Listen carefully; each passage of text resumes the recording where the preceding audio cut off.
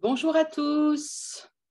Aujourd'hui, je vais lire donc le chapitre 18, puisque nous avons terminé la dernière fois le chapitre 17. Donc, je commence tout de suite. Chapitre 18, la disparition du rêve. Section 1, la réalité substituée.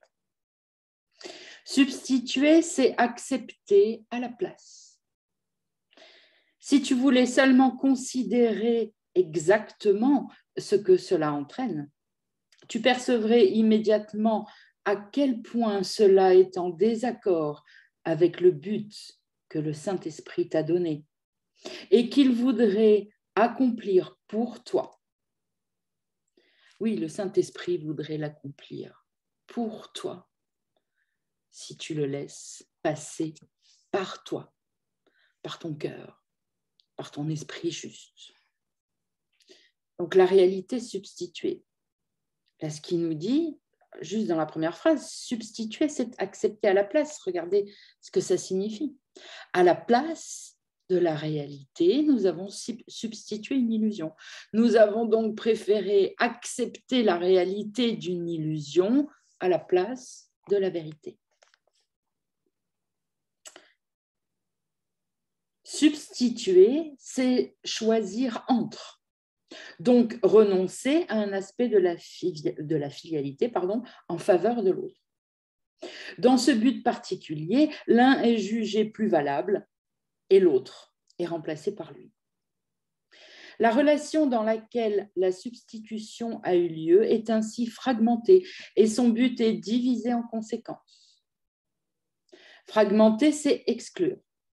Et la substitution est la plus solide défense qu'est l'ego pour la séparation. Le Saint-Esprit n'utilise jamais de substitut. Là où l'ego perçoit une personne comme la remplaçante d'une autre, le Saint-Esprit les voit jointes et indivisibles. Il ne juge pas entre elles, connaissant qu'elles ne font qu'un. Étant unies, elles ne font qu'un parce qu'elles sont les mêmes. Manifestement, la substitution est un processus dans lequel elles sont perçues comme différentes. L'un voudrait unir, l'autre séparer. Ce que Dieu a joint et ce que le Saint-Esprit voit ne faisant qu'un, rien ne peut les séparer. Rien ne peut le séparer. Mais tout semble séparer les relations fragmentées que l'ego parraine pour détruire. L'amour est la seule émotion dans laquelle la substitution est impossible. La peur suppose la substitution par définition, car elle-même remplace l'amour. La peur vient remplacer l'amour. Je fais un petit arrêt sur la phrase du paragraphe précédent. Ce que Dieu a joint et ce que le Saint-Esprit voit ne faisant qu'un, rien ne peut le séparer. Bon, je le dis à chaque fois que je relis ce passage. Cette phrase, elle doit vous parler. L'ego l'a repris et en a tordu le sens et nous l'a mis à la sauce égo spirituelle dans les religions. Dans les mariages, c'est ce qu'on dit. Vous êtes maintenant unis et ce que Dieu a uni ne peut pas être séparé. Vous voyez bien que cette phrase ne signifie pas ceci. C'est qu'au départ, nous sommes tous unis. Rien ne pourra nous séparer. L'ego peut nous faire croire que la séparation est possible, mais elle ne l'est pas. Et donc, vous voyez que ça parle de l'union des esprits et que ça n'a rien à voir avec les corps, puisque les corps sont des illusions, ils n'existent pas en réalité. Donc, vous voyez comment l'ego récupère, là une preuve flagrante et très claire pour tout le monde, comment l'ego récupère la vérité, la tord, la tourne, en fait une vérité spirituelle, bien sûr. La spécialité, c'est l'ego spirituel, puisque l'ego, quand il arrive avec ses gros sabots, on le voit quand même arriver, mais quand il a une jolie formule spirituelle, quand il nous a bien retourné le truc spirituellement, eh bien, l'ego veut utiliser la loi de Dieu qui est les esprits sont unis et en faire une loi à lui, les corps doivent s'unir. Et deux corps, évidemment, pas plus. Voilà, deux corps doivent s'unir et Dieu va unir les corps. Mais ce Dieu-là, c'est lui. C'est lui, c'est sûrement pas Dieu. OK ? Donc, je reprends au paragraphe 3. L'amour est la seule émotion dans laquelle la substitution est impossible. La peur suppose la substitution par définition car elle-même remplace l'amour. La peur est une émotion à la fois fragmentée et fragmentante. Elle semble prendre de nombreuses formes et chacune d'elles semble requérir une forme différente de passage à l'acte pour sa satisfaction. Bien que cela semble introduire une conduite très variable, la perception fragmentée dont découle la conduite a un effet bien plus sérieux. Et oui, qu'est-ce qui se cache sous la forme? C'est ça qui nous intéresse. La forme ne fait que nous révéler ce qui est sous-jacent. On devrait toujours apprendre à regarder la forme pour ce qu'elle est, une coquille vide qui n'est rien et qu'on n'a pas besoin d'essayer de modifier. Une coquille vide ou une autre coquille vide, ce sont toujours des coquilles vides. Mais par contre, qu'est-ce que ça nous révèle? Qu'est-ce que nous révèle le comportement? Qu'est-ce que nous révèlent nos agissements, nos paroles? C'est là qu'il faut regarder, sous la surface. Okay?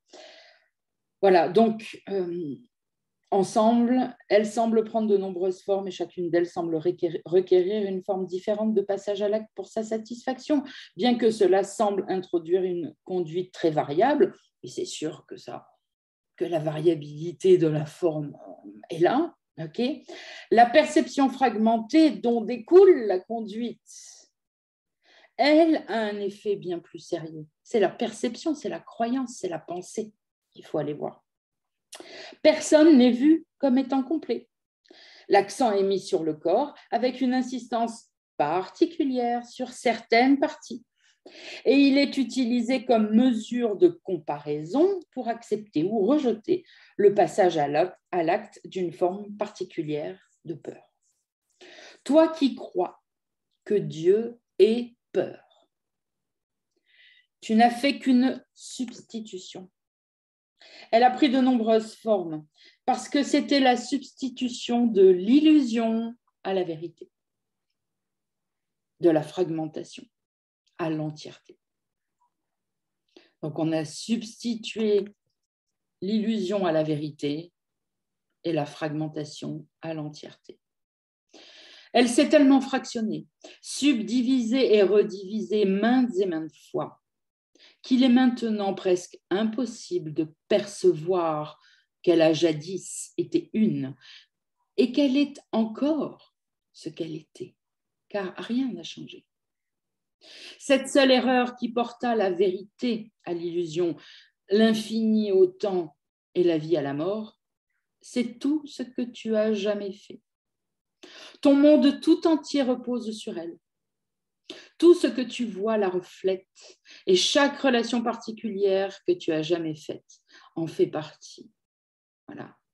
Toute cette croyance en la séparation, toute cette substitution de la réalité. Tout ce que tu vois ici dans ce monde, tout la reflète.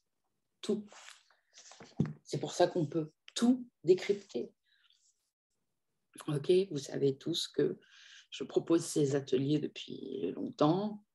On regarde des films, des reportages, voilà, on visionne des choses et on apprend à décrypter. Et comme je le dis toujours, c'est pour aussi apprendre à décrypter votre vie, les situations, ce que vous voyez, car tout ici est illusion, donc rien n'est réel, et donc tout n'est qu'un symbole d'idées fausses qui sont crues dans notre esprit. Quand on arrive à décrypter l'illusion, ça nous permet de voir ce qui se cache en dessous, de pouvoir regarder en face cette erreur de pensée, de croyance, stopper le blabla qui peut venir nous expliquer que ça a une logique imparable. Stop. Si on ne stoppe pas, on va rentrer dans la logique et c'est fini, on va se faire avoir. On se pardonne et on passe à autre chose. Cette seule erreur qui porta la vérité à l'illusion, l'infini au temps et la vie à la mort, c'est tout ce que tu as jamais fait. Ton monde tout entier repose sur elle. Tout ce que tu vois la reflète. Et chaque relation particulière que tu as jamais faite en fait partie.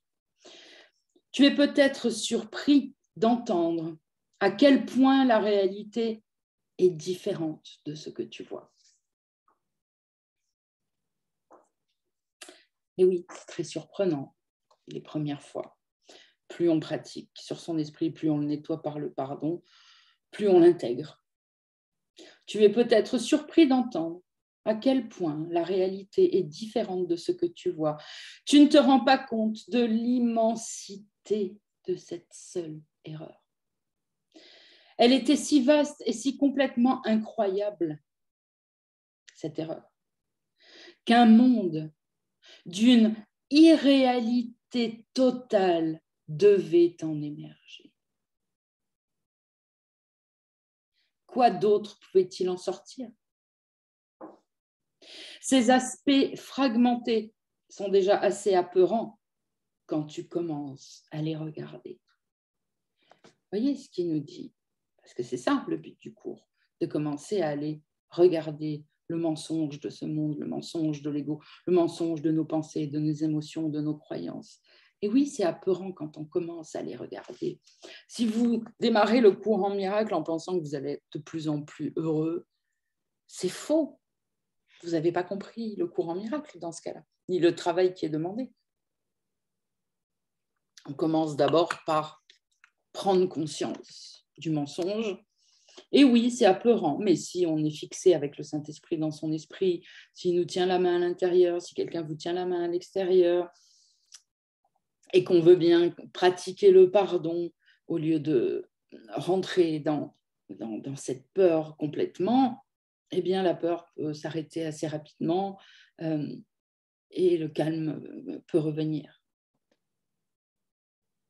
Ces aspects fragmentés sont déjà assez apeurants quand tu commences à les regarder. Mais rien de ce que tu as vu n'a pu te faire même entrevoir l'énormité de l'erreur originelle qui a semblé te chasser hors du ciel et faire éclater la connaissance en d'insignifiants petits morceaux de perception disjointes, tout en te forçant à faire encore de nouvelles substitutions.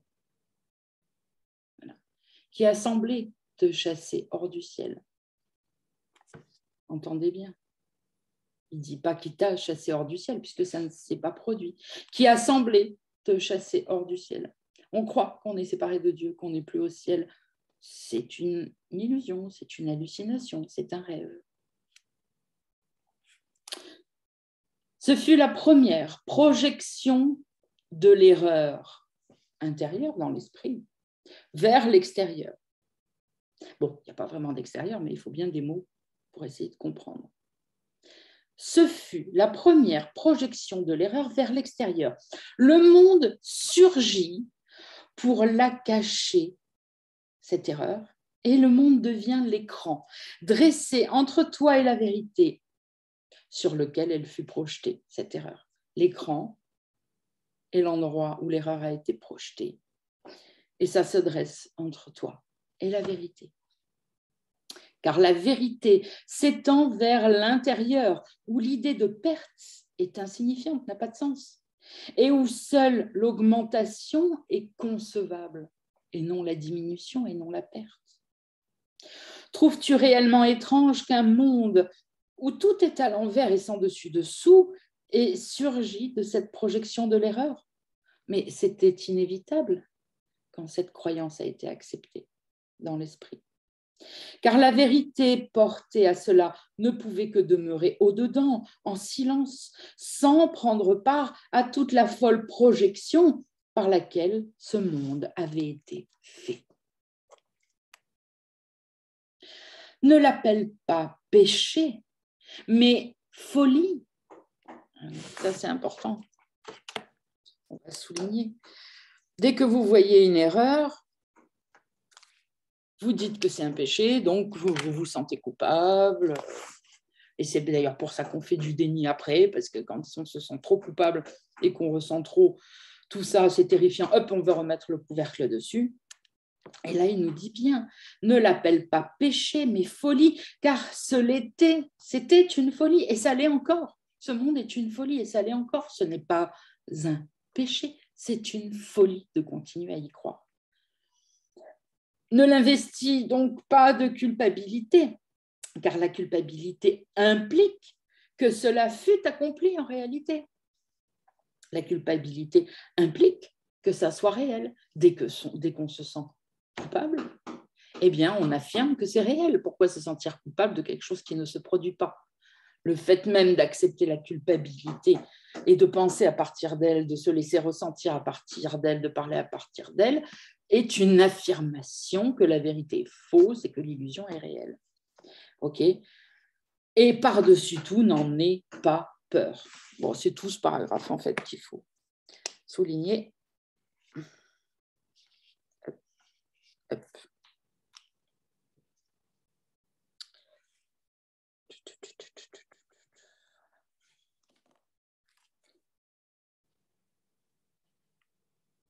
Ne l'appelle pas péché, cette erreur, ce monde, mais folie, car ce l'était et ça l'est encore.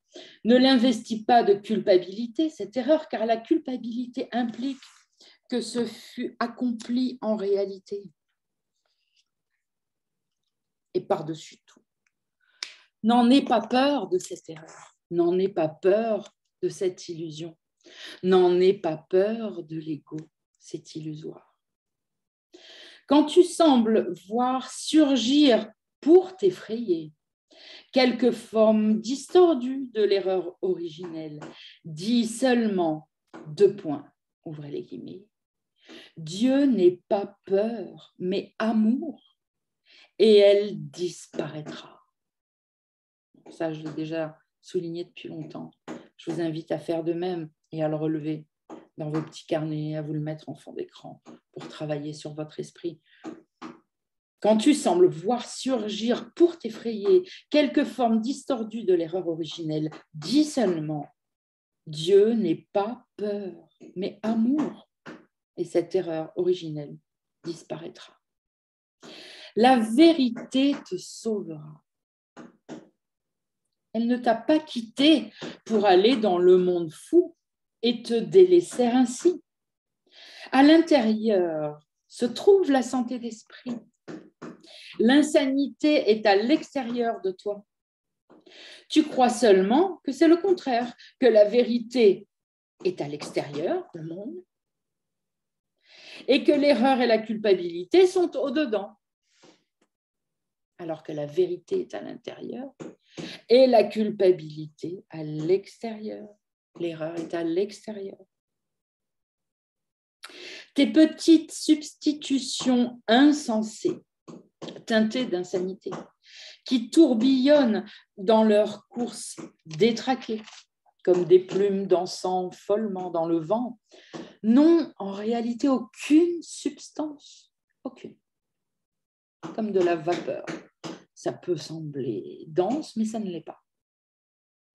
Elles fusionnent, se mêlent et se séparent, motifs changeants et totalement insignifiants qu'il n'est pas besoin de juger du tout.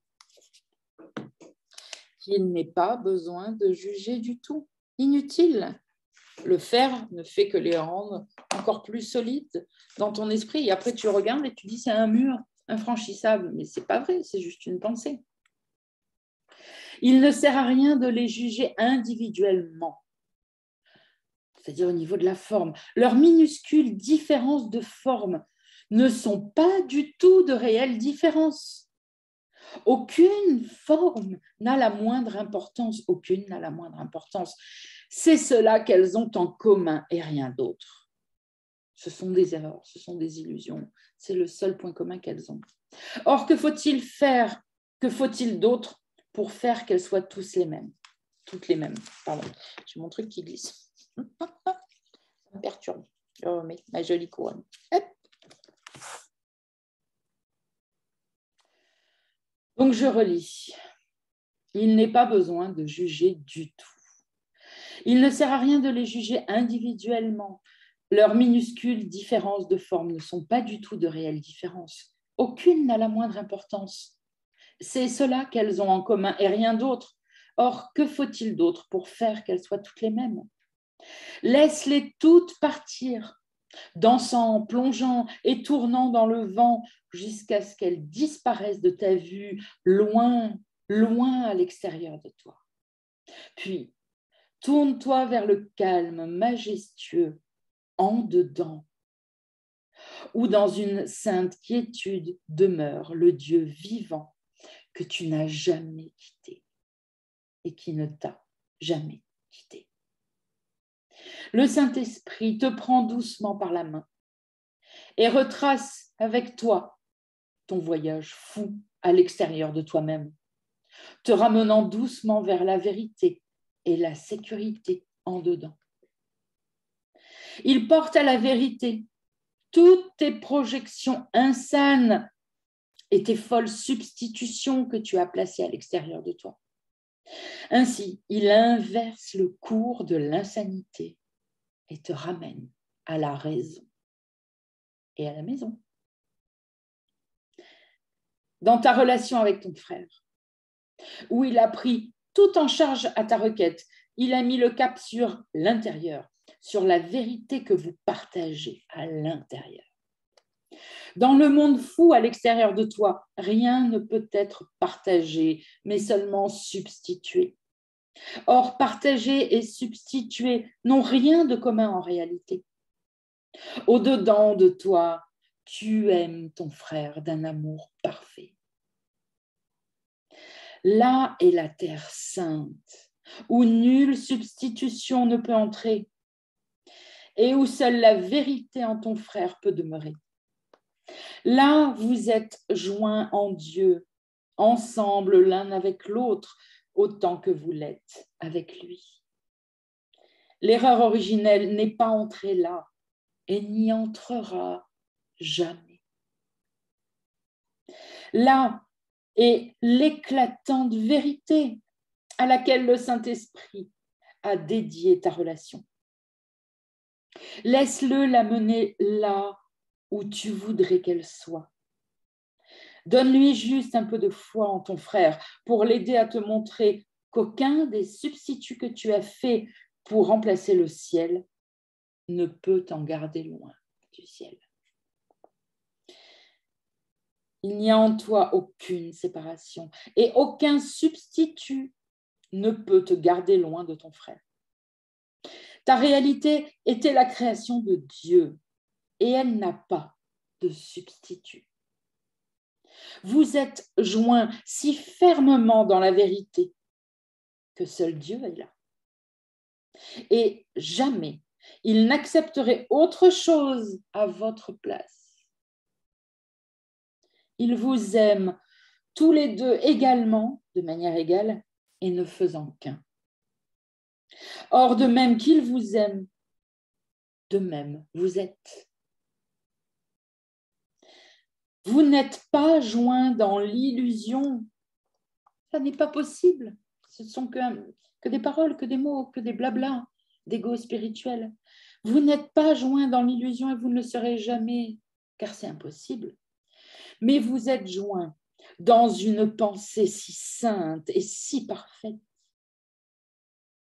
qu'il ne peut rester aucune illusion pour assombrir le saint lieu où vous vous tenez ensemble. Dieu est avec toi, mon frère.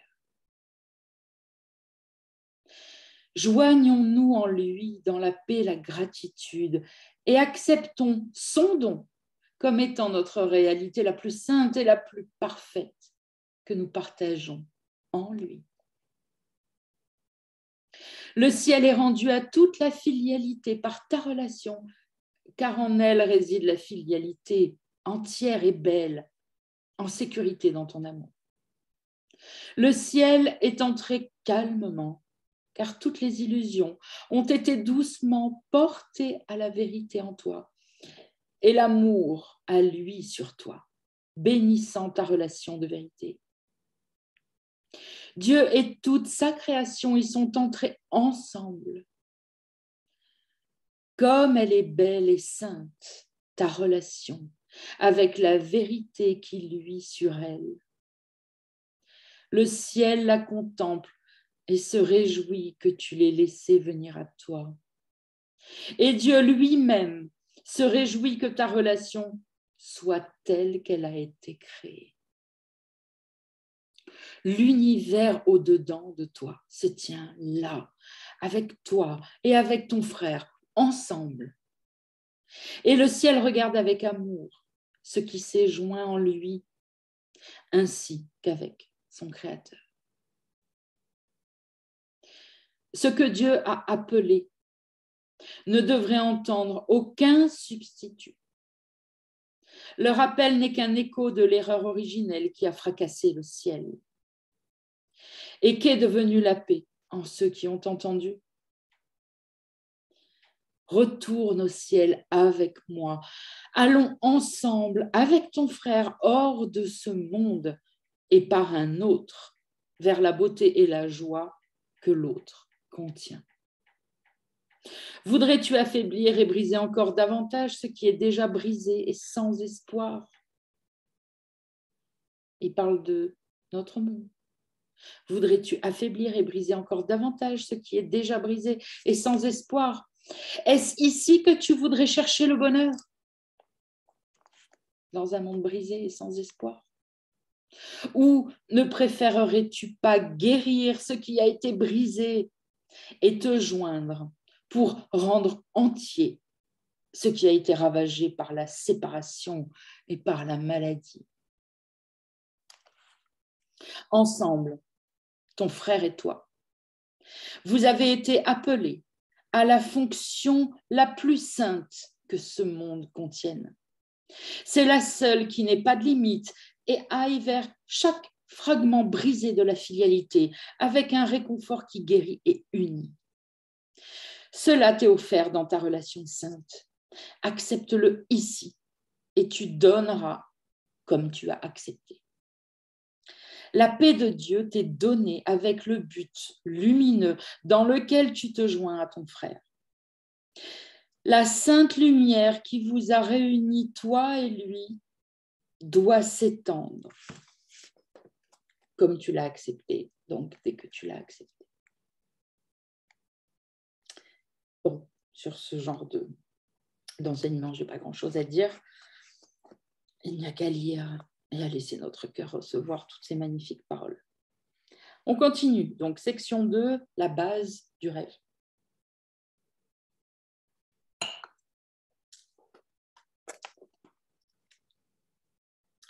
N'est-ce pas que le monde qui surgit en rêve semble tout à fait réel? Or, pense à ce qu'est ce monde. Il est clair que ce n'est pas le monde que tu voyais avant de dormir. Plutôt, c'est une distorsion du monde, uniquement planifiée selon ce que tu aurais préféré. Ici, tu es libre de refaire ce qui semblait t'avoir attaqué pour le changer en un hommage à ton ego que l'attaque avait outragé. Ce n'est pas ce que tu souhaiterais si tu ne te voyais pas toi-même comme ne faisant qu'un avec l'ego, qui se considère toujours lui-même et donc te considère, toi, comme la cible d'une attaque et très vulnérable à celle-ci. Les rêves sont chaotiques parce qu'ils sont gouvernés par tes désirs conflictuels. Par conséquent, ils ne se soucient pas de ce qui est vrai. Ils sont le meilleur exemple que tu puisses avoir de la façon dont la perception peut être utilisée pour substituer les illusions à la vérité. Tu ne les prends pas au sérieux en t'éveillant, parce que le fait qu'ils violent la réalité si outrageusement devient très clair, très apparent quand on se réveille. Or, Ils sont une façon de regarder le monde et le changer pour mieux convenir à l'ego. Ils fournissent des exemples frappants, à la fois de l'inaptitude de l'ego à tolérer la réalité et de ton désir de changer la réalité en sa faveur à l'ego. Tu ne trouves pas troublantes les différences entre ce que tu vois dans ton sommeil et à ton réveil. Tu reconnais que ce que tu vois au réveil est effacé en rêve. Pourtant, en t'éveillant, tu ne t'attends pas à ce que cela ait disparu. En rêve, tu arranges tout. Les gens deviennent tels que tu les voudrais et ils font ce que tu ordonnes. Aucune limite aux substitutions ne t'est imposée. Pour un temps, il semble que le monde t'ait été donné pour que tu en fasses ce que tu souhaites. Tu ne te rends pas compte que tu l'attaques, que tu essaies d'en triompher et de le mettre à ton service. Les rêves sont des crises de colère perceptuelle dans lesquelles tu hurles littéralement, ouvrez les guillemets, je le veux ainsi. Et ainsi, il semble en être. Et pourtant, le rêve ne peut pas échapper à son origine. La colère et la peur le pénètrent. Et en un instant, l'illusion de satisfaction est envahie par l'illusion de terreur. Car le rêve de ton aptitude à contrôler la réalité en lui substituant un monde que tu préfères est terrifiant. Le rêve de ton aptitude à contrôler la réalité en lui substituant un monde que tu préfères est terrifiant. Tes tentatives pour effacer la réalité sont très apeurantes, mais cela, tu n'es pas prêt à l'accepter. Alors, tu lui substitues le fantasme que c'est la réalité qui est apeurante et non ce que tu voudrais lui faire. Et ainsi, la culpabilité est rendue réelle. Les rêves te montrent que tu as le pouvoir de faire un monde tel que tu le voudrais. Et parce que tu le veux, tu le vois. Et tant que tu le vois, tu ne doutes pas qu'il est réel, puisque tu le vois, puisque tu le touches. Or, voici un monde manifestement au-dedans de ton esprit qui semble être à l'extérieur. Tu n'y réponds pas comme si c'était toi qui l'avais fait. Et tu ne te rends pas compte non plus que les émotions que le rêve produit doivent venir de toi. Ce sont les figures dans le rêve et ce qu'elles font qui semblent faire le rêve, mais pas toi. Tu ne te rends pas compte que tu les fais passer à l'acte, ces figures du rêve, pour toi. Car si tu t'en rendais compte, la culpabilité ne serait pas la leur et l'illusion de satisfaction disparaîtrait. En rêve, ces traits ne sont pas obscurs. Tu sembles te réveiller et le rêve a disparu. Or, ce que tu manques de reconnaître, c'est que ce qui a causé le rêve n'a pas disparu avec lui. Le souhait te reste de faire un autre monde qui n'est pas réel. Et ce à quoi tu sembles t'éveiller n'est qu'une autre forme de ce même monde que tu vois en rêve. Tout ton temps se passe à rêver. Tes rêves endormis et tes rêves éveillés ont des formes différentes, mais c'est tout. Pardon, on va stabiloter ça. Une phrase célèbre du courant miracle. Tes rêves endormis et tes rêves éveillés ont des formes différentes, mais c'est tout. Leur contenu est le même.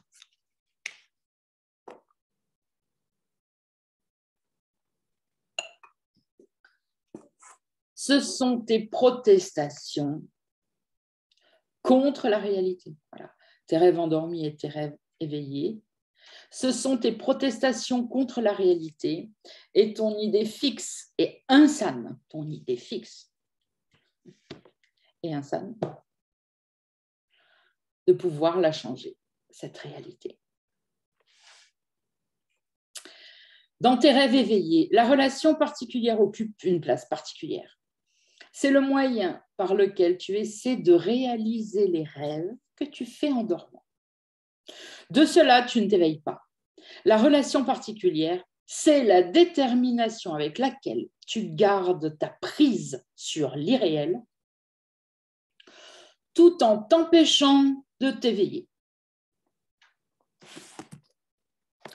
La relation particulière, c'est la détermination avec laquelle tu gardes ta prise sur l'irréel, tout en t'empêchant de t'éveiller. Et tant que tu verras plus de valeur dans le sommeil que dans l'éveil, tu n'en lâcheras pas prise. C'est une clé énorme qui nous donne. La bilote avec une autre couleur et je vous invite à relever cette phrase, à l'écrire. Parce que si on ne s'éveille pas, c'est parce qu'on ne le veut pas. C'est parce qu'on dit en surface, je veux Dieu, je veux le monde, la réalité, le paradis, le royaume. Mais on veut garder le monde, on veut garder ses enfants, son mari, sa relation particulière, tels qu'ils sont, puisqu'il ne s'agit pas comment dire, ni de les quitter, ni de partir, ni dans le rêve, ni de les perdre, qu'ils meurent sur le champ et qu'ils s'en aillent. Non, on parle toujours au niveau de l'esprit. Mais regardez dans l'esprit comme vous êtes attaché à ces relations particulières. Vous ne voulez pas les lâcher, même pas en esprit. Ne plus y penser, les remettre à Dieu, être juste dans le moment présent, laisser le Saint-Esprit vous guider pas à pas en disant là aujourd'hui tu fais ci, maintenant là tu fais ça, ou tu ne fais pas. Vous ne faites qu'y penser à vos relations particulières du matin au soir. C'est ça les garder. Et après vous ne pouvez pas dire en surface je veux l'éveil. Mais non, si tu veux tes relations particulières, si tu veux le monde, si tu veux... Vous comprenez, il faut le voir ça. Il faut être capable à un moment donné. De toute façon, tant qu'on n'a pas vu tout ça, on n'a pas compris le cours et on n'arrive pas à pardonner et on passe à côté. L'ego spirituel retord tout ce que vous lisez, même si vous le lisez 15 fois, l'ego spirituel va vous l'interpréter différemment. Ce que Jésus vous demande, c'est de les lâcher en esprit, de lui offrir, de ne plus y penser, de ne penser à vos frères qu'en termes de... D'ailleurs, c'est parfait, c'est la journée d'éveil qui suit, samedi prochain, où on va parler des relations particulières. Donc, la lecture tombe parfaitement comme d'habitude. Donc, on développera tout ça samedi. Bon, donc je relis cette phrase que j'ai mis en rose. Et tant que tu verras, que tu mettras, que tu verras plus de valeur dans le sommeil que dans l'éveil, tu n'en lâcheras pas prise.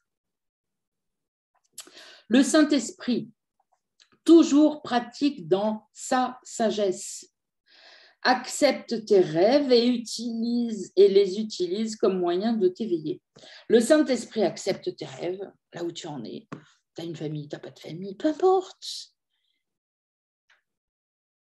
Le Saint-Esprit prend tes rêves et les utilise comme moyen de t'éveiller. Mais si toi, tu veux continuer à utiliser tes rêves comme tu les utilisais avant, tu ne les donnes pas au Saint-Esprit, donc il ne peut rien utiliser du tout.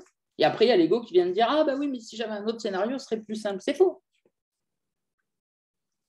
Le Saint-Esprit, toujours pratique dans sa sagesse, et le Saint-Esprit, donc, accepte tes rêves et les utilise comme moyen de t'éveiller, quand tu veux bien lui donner le contrôle. Tu les aurais utilisés, toi, pour rester endormi. Voilà, et tant qu'on ne donne pas au Saint-Esprit, c'est ce qu'on fait. On utilise nos rêves, notre rêve, notre vie, là, pour rester endormi. J'ai dit plutôt que le premier changement, avant que les rêves ne disparaissent, c'est que tes rêves de peur sont changés en rêves heureux. C'est ce que fait le Saint-Esprit dans la relation particulière. Il ne la détruit pas. Il ne te l'arrache pas. Bah, parfait, merci. Il ne la détruit pas, il ne te l'arrache pas, mais en rose, allez-y, en multicolore, écrivez-vous-le cette phrase, parce que trop souvent encore je l'entends, et même pour des étudiants qui, voilà, avancés, qui sont là depuis longtemps. C'est ce que fait le Saint-Esprit dans la relation particulière. Il ne la détruit pas, il ne te l'arrache pas, mais il va l'utiliser différemment. Il l'utilise différemment comme une aide pour rendre son but réel pour toi. La relation particulière restera, non pas comme une source de douleur et de culpabilité, mais comme une source de joie et de liberté quand tu auras laissé le Saint-Esprit s'en occuper, au lieu de vouloir t'en occuper toi du matin au soir, y penser, y réfléchir, prendre des décisions. Elle ne sera pas pour toi seul, d'ailleurs, cette relation, car en cela résiderait la misère. De même que sa non-sainteté, la garder à part, sa sainteté deviendra une offrande faite à chacun. Ta relation particulière sera un moyen de défaire la culpabilité en tous ceux qui sont bénis par ta relation sainte. Ce sera un rêve heureux, un rêve que tu partageras avec tous ceux qui se présenteront à ta vue.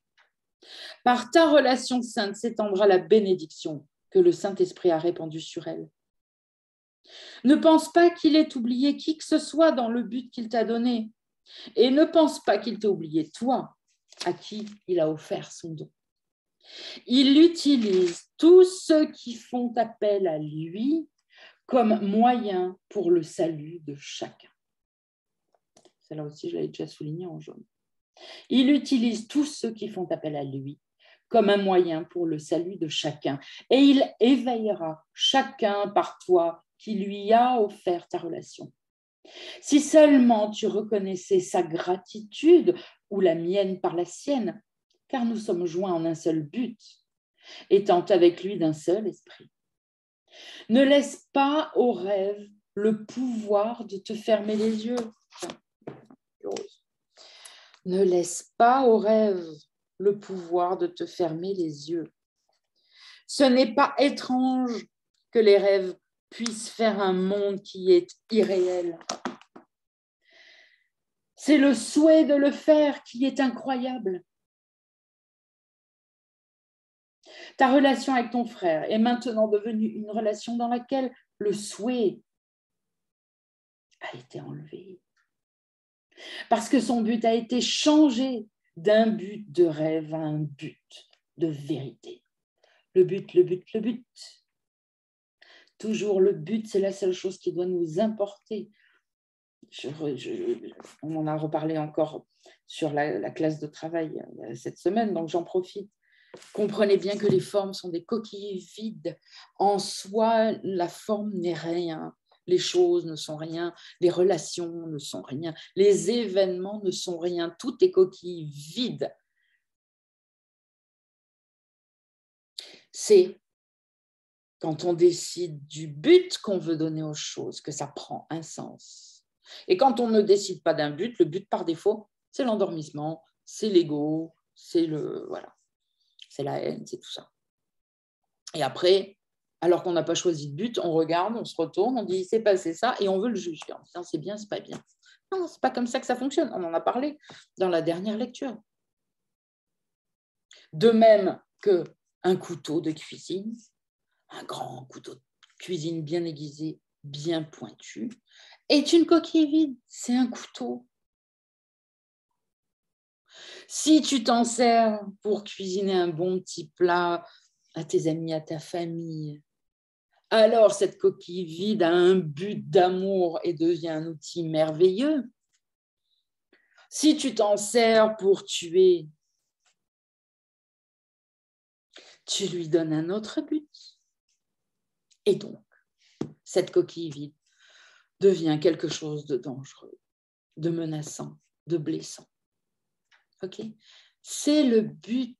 Vous devez apprendre à fixer vos buts, à avoir un but dans la vie. Pourquoi je fais le cours? Quel est mon but? Et vous rappelez du but quand vous sortez, dire quel est mon but aujourd'hui? Je veux faire l'expérience de la paix, je veux me souvenir, je ne sais pas, que mon frère ne m'a rien fait, je veux être en paix quoi qu'il se passe, je veux... Peu importe, on peut fixer plein de buts, mais d'abord on fixe le but et après les choses que l'on utilisera tout au long de notre parcours seront imprégnés du but que nous avons décidé en amont. OK? Donc, ne laisse pas aux rêves le pouvoir de te fermer les yeux. Ce n'est pas étrange que les rêves puissent faire un monde qui est irréel. Ben non, ça, c'est pas étrange, effectivement, puisque c'est un rêve. Mais ce qui est étrange et ce qui est incroyable, c'est le souhait de vouloir faire un monde qui est irréel. Ta relation avec ton frère est maintenant devenue une relation dans laquelle le souhait a été enlevé parce que son but a été changé d'un but de rêve, de haine, d'endormissement, à un but de vérité, de paix, de joie. Tu n'en es pas sûr parce que tu penses que c'est peut-être cela qui est le rêve. Tu as tellement l'habitude de choisir parmi les rêves au lieu de choisir entre rêve et réalité. Tu as tellement l'habitude de choisir parmi les rêves que tu ne vois pas que tu as choisi enfin entre la vérité et toutes les illusions. Or, le ciel est sûr. Ce n'est pas un rêve. Sa venue signifie que tu as choisi la vérité et elle est venue parce que tu as été désireux de laisser ta relation particulière remplir ses conditions. Dans ta relation, le Saint-Esprit a doucement posé le monde réel, le monde des rêves heureux, dont il est si facile et si naturel de s'éveiller. Car de même que tes rêves endormis et tes rêves éveillés représentent les mêmes souhaits dans ton esprit, de même, le monde réel et la vérité du ciel se joignent dans la volonté de Dieu.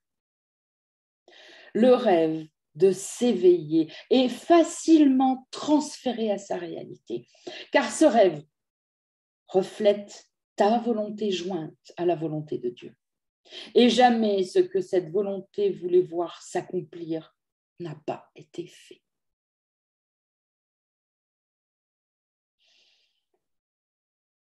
Allez, on s'arrête là. On y va tranquille, petit bout par petit bout, pour bien intégrer, pour pas qu'une information en chasse une autre.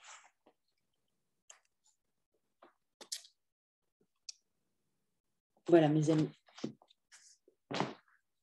Je vous embrasse tous. Nous continuerons cette discussion sur ce sujet donc le samedi prochain pour la journée d'éveil collectif. Tout le monde peut s'inscrire. Là où je vais reprendre la communication régulière pour tout le monde, c'est sur ma page, Sandrine Lamec, atteindre l'éveil par le pardon. Et donc, les événements vous sont proposés là-bas. Vous pouvez mettre un commentaire, demander à participer, donner votre mail, on vous écrira, etc. Donc, le prochain thème, samedi prochain, c'est les relations particulières, VS, les relations saintes. Parfait, avec la lecture d'aujourd'hui. Donc, ça sera la suite samedi. Je vous embrasse tous. Passez une bonne semaine. Prenez soin de votre esprit et pardonnez tout. Tout ce que vous pensez, tout ce que vous ressentez, tout ce que vous croyez, tout ce qui se passe, tout ce qui se produit. Tout. Rien n'est réel. Tout est faux. Bye bye.